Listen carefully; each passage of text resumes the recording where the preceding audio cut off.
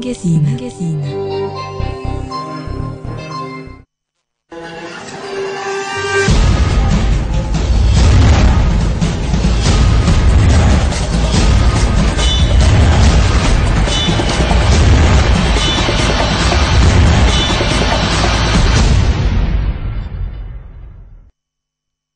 C'est Ça fait débat, votre émission. Merci de votre fidélité et c'est parti. Les conseils de sécurité de l'ONU viennent de demander à la République démocratique du Congo et à la MONUSCO de s'apprêter pour attaquer les FDLR. Selon les conseils, l'échéance du 2 janvier 2015 fixée par le chef d'État de la CIRGL ne doit plus être repoussée. ONU, RDC, MONUSCO et FDLR, y a-t-il une crise? On en parle dans Ça fait débat. Et puis, depuis le 5 novembre dernier, ça fait un an que les M23 déposaient les armes des forces suite à la pression des FRDC qui était accompagnée par la MONUSCO. Alors, consolidation dans la partie Est. Que retenir? Quel bilan faire un an après? On en parle dans Ça fait débat avec ils sont analystes, acteurs politiques indépendants, d'autres de la majorité de l'opposition. Bienvenue à vous, Albert Dieka. Vous êtes de la CCI, c'est la Convention unie pour les Congolais, parti de la majorité présidentielle. Bienvenue. Convention des Congolais unis, premier secrétaire général adjoint chargé de formation et idéologie. Ah voilà, bienvenue. À vos côtés, c'est Fumutoto. Lui, il est de l'opposition. Vous avez un nouveau surnom, Fumutoto? Oui, mon nouveau surnom, c'est Mwana Moussala, peuple congolais. Ah voilà, il faut que ça colle. Face à vous, Maître Ernestine Nyokavu, vous êtes un des communicateurs de l'AMP. Bienvenue. Merci Mathieu. Et à vos côtés, Maître Laurent Onyemba, juriste, acteur politique indépendant. Ah, j'ai failli louper les noms. Bienvenue. Toujours indépendant, Mathieu, au profit du peuple congolais. Du peuple congolais. Alors, il y a un an, tombé les M23, la paix à l'Est. On dirait que c'est comme si l'ennemi a changé de stratégie. Le M23 tombé au nord de Goma, Rutshuru, Kiwanja. Maintenant, l'ennemi est allé très loin, au grand nord. Là, nous sommes à Beni, à Kamango, à Wicha et autres. Madame Ernestine, un an après la chute du M23, est-ce qu'on peut parler de la paix consolidée dans la partie Est? Oui, Mathieu, sans crainte de le dire, nous pouvons dire qu'il y a la paix qui est consolidée au nord, à l'est plutôt de l'RDC, particulièrement la province Nord Kivu et Sud Kivu. Quand bien même aujourd'hui, il y a un soubresaut des prétendus ADF Nalu, mais il faut dire qu'il y a la consolidation plutôt, excusez-moi, de la paix. Les M23, nous les avons boutés dehors. Nous avons non seulement bouté dehors les M23, mais toutes les autres forces négatives qui écumaient la région aussi n'ont plus droit d'exister et n'existent même plus dans la partie est du pays. Les FDLR, qui a toujours été le grand bouc émissaire du Rwanda dans ce vaste programme qui est celui de la balkanisation, dont nous savons combien, sinon à quel prix le Rwanda y participe, avec évidemment comme bouclier, sinon leitmotiv principal, les FDLR, sont aujourd'hui, il est vrai, en voie d'être soit rapatriés chez eux au Rwanda, soit dans une autre terre, un autre pays qui va pouvoir on va aborder tout à l'heure ça. Même si jusque-là, ils sont encore dans les territoires de la RDC, précisément dans la province du Nord, Sud Kivu. Plus dans la province orientale, même s'ils y sont encore, l'agenda qu'ils ont, sinon les préalables que pose l'FDLR pour qu'ils puissent rentrer au Rwanda, là n'est pas la question qui doit être posée à la RDC. Peut-être la question posée à la communauté internationale, mais il est vrai qu'il faut absolument que ces forces négatives retournent chez eux. Aujourd'hui, je disais, c'est vrai que nous avons la paix qui règne après que toutes ces forces négatives soient parties, mais il y a la question des ADF Nalu qui aujourd'hui pose problème. À ce que nous savons... Un sérieux problème. On égorge, on tue. Justement, à ce que nous savons, le programme, sinon le plan machiavélique de la balkanisation n'a pas encore cessé sa raison d'être. Donc il nous faudra à nous d'avoir un peu plus de vigilance Hier, c'était Bunagana, c'était Rutshuru, c'était Kiwanja, pratiquement la partie nord donnant plus, je dirais, vers le Rwanda. Mais aujourd'hui, nous avons le front ougandais avec lesquels nous devons faire attention, non seulement avec eux, mais aussi avec nos frères qui sont aussi des tireurs de ficelles. Parce que vous savez, parmi les ADF qui ont été arrêtés, il y a aussi parmi ces rebelles des citoyens congolais aussi qui font partie de ces plans. De ces ADF, ça c'est clair. Albert Dieka, vous êtes également de la majorité. Pourquoi vous avez toujours tendance à dire plan de balkanisation? Est-ce que ce n'est pas un problème interne? Il faut réorganiser l'armée, les services pour bouter l'ennemi dehors? À la fois interne et externe. Il ne faut pas isoler les deux. Sur le plan interne, je voudrais attirer votre attention sur le fait que ce n'est pas parce qu'il y a une action terroriste aux États-Unis qu'on peut mettre en cause l'action ou l'efficacité du gouvernement. Nous ne sommes plus dans une situation de guerre classique de deux armées qui s'opposent. Nous sommes dans une logique de terrorisme. Donc, un groupe de gens, de malfrats, qui se réunissent avec des complicités internes. N'oublions pas, il y a des compatriotes qui veulent jouer au corbeau, c'est-à-dire, il faut attendre, sauter sur le décombre des humains pour un peu picoter. Et vous trouvez qu'il y a des compatriotes qui se réjouissent de dire, oh, voilà, ce qui se passe là, c'est parce qu'à cause de l'inefficacité de l'État. Comme si nous étions devant une situation de front de deux armées qui se battent. Et c'est là où je donne raison à madame qui dit, l'M23 n'a pas déposé les armes. L'M23 a été défait et il n'y a plus de mouvement comme dans une guerre classique.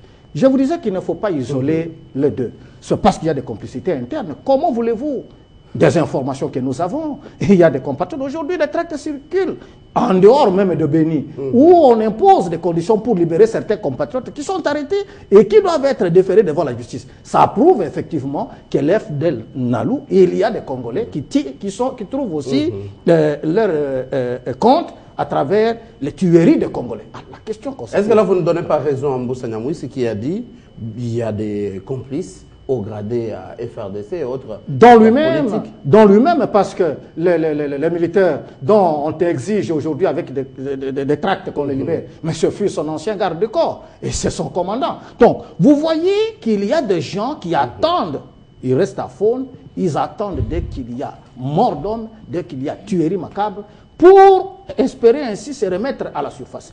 Externe, pourquoi? C'est parce que, madame l'a dit, les fronts changent. Aujourd'hui Rwanda, demain Ouganda et ailleurs. Les Congos égorgent toujours des richesses qui font la convoitise de beaucoup. Et c'est ainsi qu'il faut conjuguer les deux.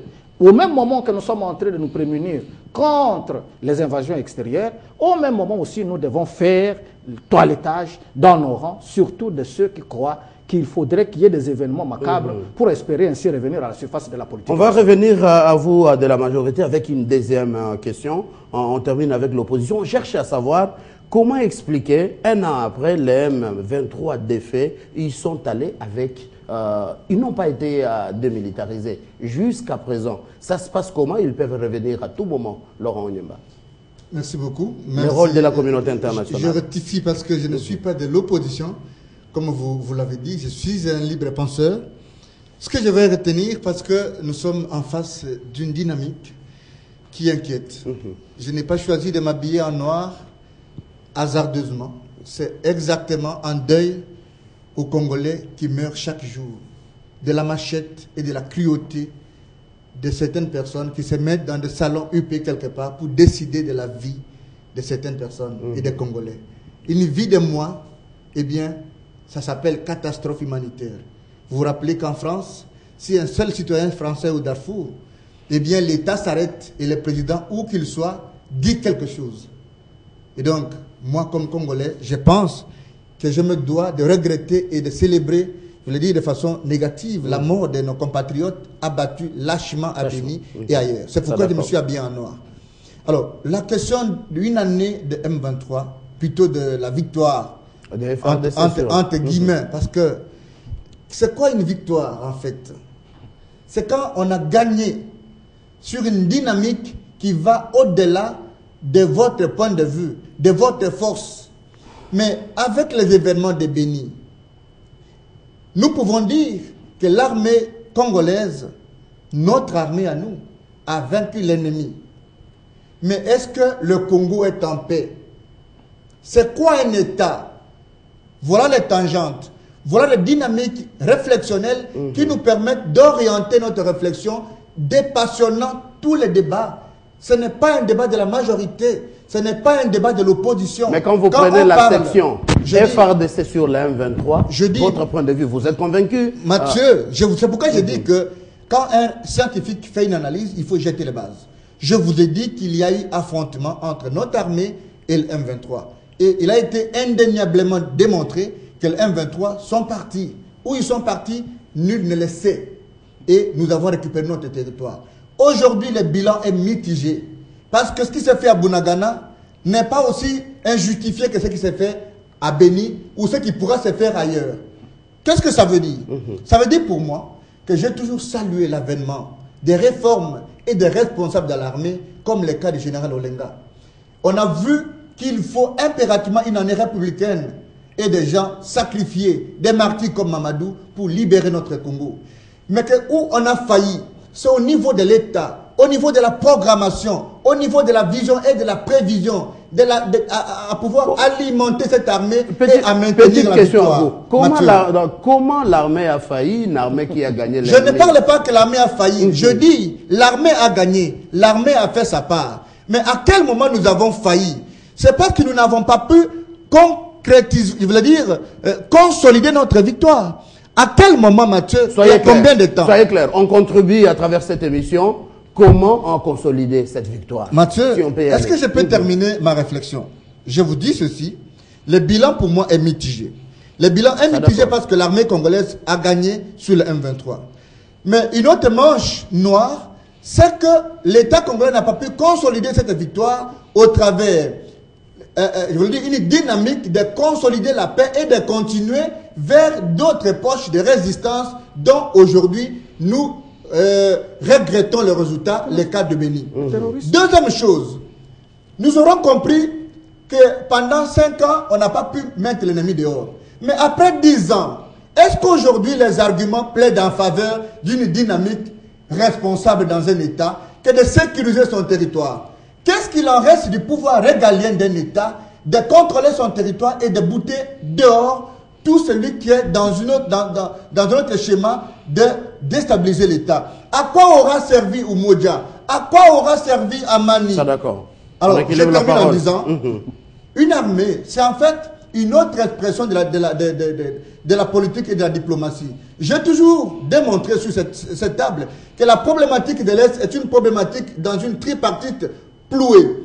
Ça veut dire qu'il faut une diplomatie sous-régionale qui nous permette d'abord de comprendre pas que les Nalous ne sont pas des Congolais. Des deux, il faut une diplomatie de la bourse, celle qui met l'accent sur la gestion de nos minéraux avec nos partenaires, ceux qui alimentent ces groupes armés-là. Parce que vous ne pouvez pas nous dire qu'un État de 70 millions d'habitants est incapable de loger 300, 400 personnes ou 10 millions soit-elles. Troisième chose, c'est qu'il faut un dialogue interne à l'intérieur des tribus de l'Est. L'autre fois, leur CD, au travers le président de Roubérois, avait donné une dynamique pour dire la question du Kivu, c'est une question qu'il faut analyser avec beaucoup plus de délicatesse et trouver d'abord un dialogue entre les gens du Kivu pour qu'on ne cherche pas de bouc émissaire. Aujourd'hui, je suis curieux de constater que on va s'embourber sur Moussa Niamou ici, on va s'embourber sur des citoyens, soit-ils de l'opposition. La question d'abord, une question d'État. Et aujourd'hui, on ne peut plus accepter que les Congolais continuent à mourir pour des intérêts mesquins des individus. Et ça, c'est une responsabilité de l'État de mettre quiconque hors d'état de nuire. Fumutoto, vous êtes de l'opposition. 1 an après la défaite du M23, la problématique qui reste la consolidation de la paix dans cette partie est de la RDC. Votre contribution? Au regard de ce qui arrive, je mets ma main sur mon cœur pour saluer mes frères qui sont tombés à cause de l'insécurité, parce que nous avons un régime qui veut à tout prix continuer à nous diriger, mais qui, 13 ans au pouvoir, a démontré ses incapacités en ce qui concerne la protection des personnes et de leurs biens. Partout où vous êtes, je garde une minute personnelle de silence, ici sur le plateau. Mais vous êtes ici à Kinshasa, vous êtes en paix, faut me